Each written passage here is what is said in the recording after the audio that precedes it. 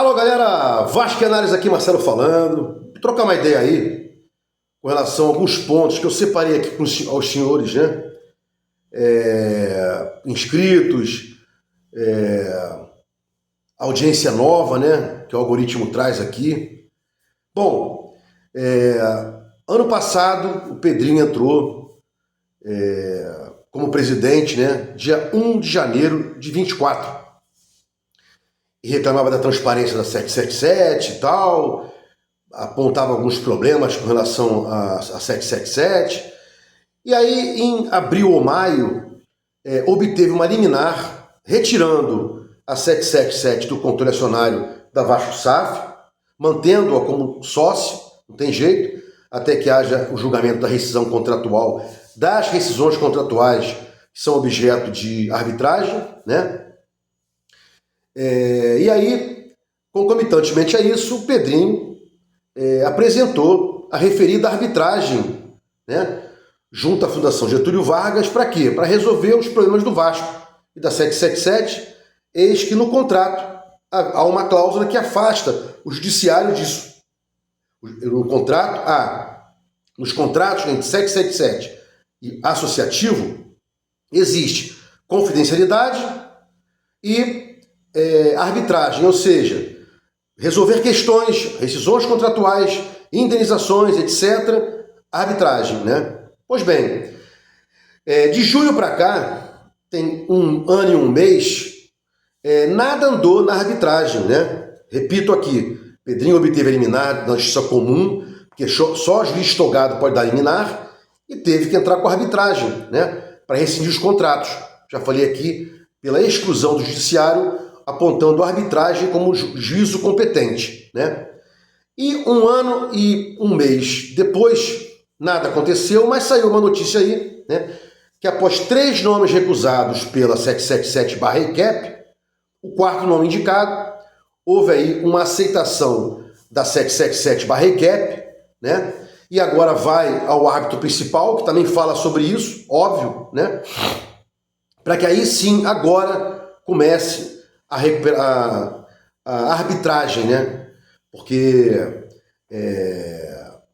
o Vasco tem que decidir essas questões, rescindir os contratos com a 777, retomar os 31% pelos descumprimentos contratuais, já falei isso aqui, impedir o aporte definitivo de 39%, né? E depois das rescisões contratuais, friso, verificar o quanto de dinheiro a 777/RECAP vai entregar ao Vasco, né? Então esse é o primeiro tópico aí. 4º nome indicado pelo Vasco é aceito pela 777 e agora a arbitragem finalmente irá iniciar-se. Vamos esperar isso aí, né? Segundo tópico. Lá eu venho sempre dizendo, olha, todo e qualquer ato de alienação, né, de patrimônio do Vasco, patrimônio da Vasco SAF, tem que passar pelo juízo da recuperação judicial, não tem jeito. A 777, se quiser vender alguma coisa, tem que pedir autorização ao magistrado, à magistrada, Sua Excelência da Vara Empresarial, e o Vasco, idem, se quiser alienar alguma coisa, né, o que relacionado a dinheiro, adiantamentos, etc., também tem que pedir autorização. Não é validação, é autorização prévia, né? É prévia. E o Vasco está fazendo isso agora. Ele quer contar aí com adiantamentos de valores do Cleiton, né? Da venda do Cleiton e tal. E Orelano também, eu acho, né? Também tem isso. Cleiton e Orelano, eu acho.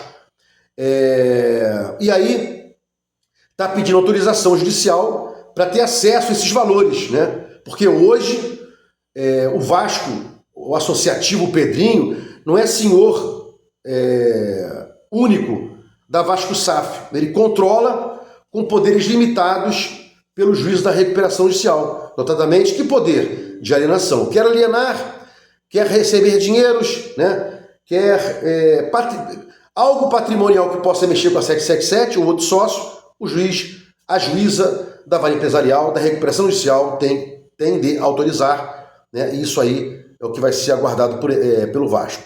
Bom, e exatamente isso aí, tudo que o Vasco quiser agora, o Vasco quer vender a Vasco SAF, as ações, né? Aqueles youtubers que antigamente apoiavam a venda para qualquer um, agora querem apoiar a revenda para qualquer um. Há um desespero para a revenda, Não, revende para qualquer um, não importa, eles não estão preocupados com isso. Já falei aqui, né? Flávio Dias, Zé Colmeia, e se tiver um comprador, um adquirente, tem que haver uma autorização, né? E até uma redundância, um pleonasmo prévia para que haja qualquer tipo de negociação, né? De finalização das negociações, né? Então é autorização e não validação, né? Bom, eu falei para os senhores que ontem, anteontem, ia ter aquela falsa reclamação, aquele protesto dos youtubers, né? Que eles iam se insurgir, iam chorar, iam gritar, mas no dia a dia não estão aqui, igual o Vasco e Análise faz, igual outros canais que reclamam, né? De tudo. E o Mário Coelho, você está vendo aí, já colocou nas capas, né? Especulações. É esse aí, os youtubers que o Vasco tem, né? Reclamam, choram, gritam para ganhar like, né? Porque o caminho agora é cobrar ao Pedrinho, não foi cobrado ao Pedrinho, foi sugerido ao Pedrinho, foi cobrado a João Vitor, foi cobrado ao Piton. Então, ainda não houve a cobrança ao Pedrinho.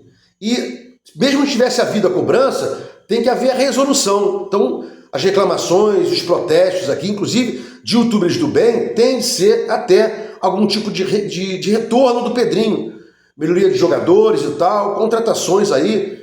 A janela fecha dia 2 de setembro, com esse time para manter essa primeira divisão tá complicado, né? Já não penso mais em Copa do Brasil e tal, porque é um choque de realidade. E eu soltei vídeo sobre isso. Olha, o Vasco vai ter um choque de realidade contra o Botafogo. Quem me acompanha percebeu isso. O Vasco vai ter um choque de realidade contra o Palmeiras, contra o Flamengo. E o próprio Fluminense, que é muito melhor que o Vasco, né?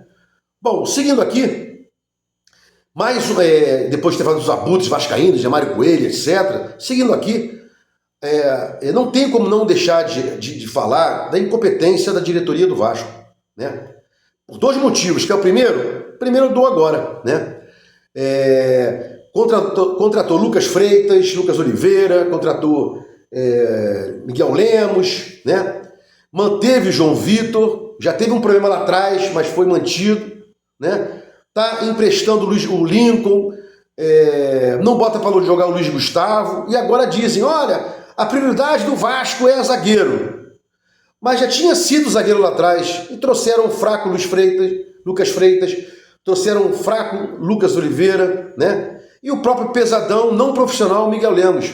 Porque não tem como, o maluco não é profissional. Entrar daquela forma como ele entrou, pesado, lento, fazendo pênalti, né? E se fosse 0-0, aquele pênalti resolvesse pro Del Valle a vida, né? Só que já estava 4-0, passou despercebido, mas aqui não. Aqui eu tenho uma observação e falo, né? Então, incompetência para fechar pelo menos um sistema do Vasco, né? O Vasco não consegue ficar fechado com a zaga, depois com a volância, com as laterais, tem sempre um problema, sempre alguém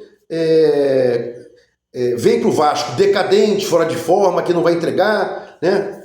Então, o Vasco tem que contratar jogadores melhores do que os titulares e melhores do que os reservas imediatos, né? E você vê, ainda ninguém sabe se hoje, o Thiago Mendes de hoje, o segundo volante de hoje, contratado hoje, não é aquele lá de trás de São Paulo, seria melhor do que os volantes que estão no Vasco, né? Segundos volantes, primeiros volantes, inclusive os zagueiros, né? Que ele disse que também joga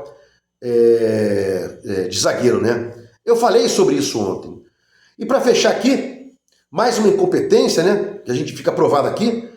O Vasco emprestou o Cauã porque não prestava o volante, né? Cauã Barros. E agora já presta, traz rápido, não sei o quê, é imprescindível. Mostra a incompetência para tudo, né?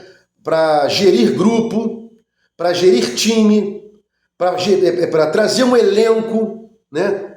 Para não dar mole e deixando de pontuar alguns jogos, vendendo mandos de campo, né? Complicado aí. E o Vasco poderia fazer um anúncio aí, né, da quitação dos IPTUs e tal. Quando você paga IPTU adiantado não, você paga IPTU atrasado, no FAO tem um grande decréscimo, né? Mas não, eles publicam, Vasco deve IPTU e tal, mas ninguém fala, né, se já foi feito o pagamento, se não foi. Vamos aí aguardando as próximas notícias. Vasco Análise, até o próximo vídeo.